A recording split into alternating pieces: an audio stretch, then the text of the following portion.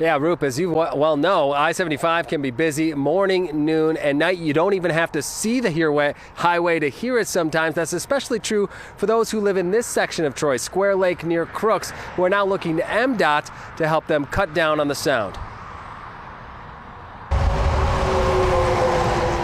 You can hear it right now. Over 5 decades, Carol Kelly watched the city of Troy change around her. But now, she doesn't like what she hears.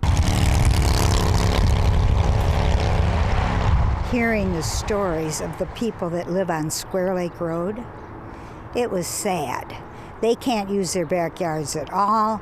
They say they're not sleeping well at night because of the noise. She heard those stories at a meeting in Troy on Tuesday, where MDOT laid out its findings of a noise study, looking at a section of I-75 from Adams Road in the north, south to 13 Mile. He was just saying, they're going to do what they can, but there's not much they can do.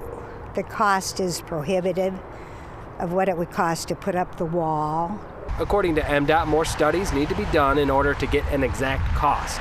Estimates vary from $4 million to $12 million, depending on the size and the length of the proposed walls. I feel like that would benefit everyone involved. There are sections along I-75 where a sound wall already exists, but not all. Why they chose to do it on the south side of 75 and avoid the north side, which we're on, is mind-boggling. And the location of some sound walls leads to more questions. Why did they choose to do the cemetery and not where people actually live?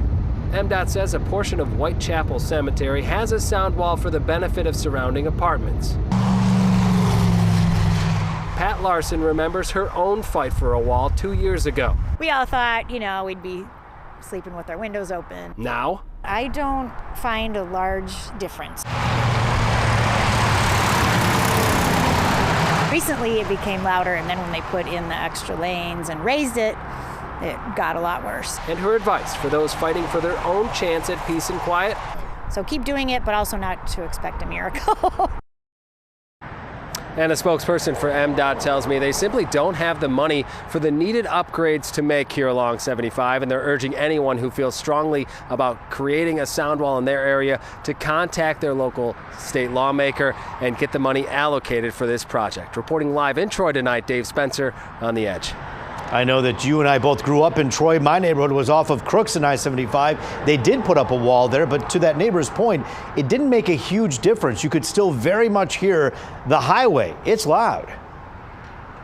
Yeah, they said they cut down about 30%. That's just their estimate, just from their real life experience. But they said that it did make some difference, but not the dramatic difference that people might think that it would make.